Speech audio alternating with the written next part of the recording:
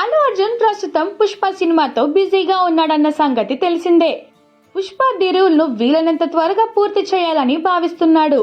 August 15న Pushpa the rule వస్తుందా లేదా అన్నది మాత్రం ఇంకా క్లారిటీ లేదు.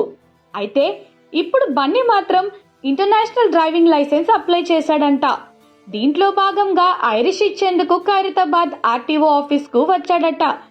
ఈ మేరకు ఆఫీస్ లో సందడి వాతావరణం నెలకొంది. అయితే బన్నీ ఇప్పుడు ఇంత సడన్ గా ఇంటర్నేషనల్ డ్రైవింగ్ లైసెన్స్ ఎందుకు తీసుకుంటున్నాడు అనే దానిపై చర్చలు జరుగుతుంది. పుష్ప ది రూల్ కోసం వేరే దేశాలకు ఏమైనా వెళ్తున్నారా? అక్కడేమైనా చేసింగ్ సీక్వెన్స్ ఉన్నాయా? అందులోని భాగంగానే ఇప్పుడు ఇలా ఇంటర్నేషనల్ డ్రైవింగ్ లైసెన్స్ తీసుకుంటున్నాడా అంటూ ఇలా చాలా చర్చలు జరుగుతున్నాయి. బన్నీ ప్రస్తుతం పుష్ప 2వ పార్ట్ను పూర్తి చేసే పనిలో పడ్డాడు.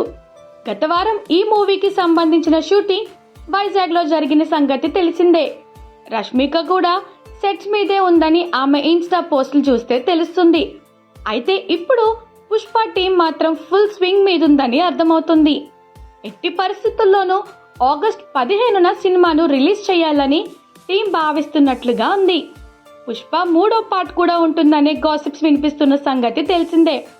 రైజ్ రూల్ రోర్ అంటూ పుష్ప సైతం RRR టైప్ లో రానున్నట్లుగా సమాచారం. అయితే ఈ 3వ పార్ట్ మీద మాత్రం మేకర్లు ఇప్పుడే ఫోకస్ పెట్టడం లేదని తెలుస్తుంది. పుష్ప ది రూల్ వచ్చాకే దాని ఫలితాన్ని బట్టే 3వ పార్ట్ మీద దృష్టి పెడతారని టాక్.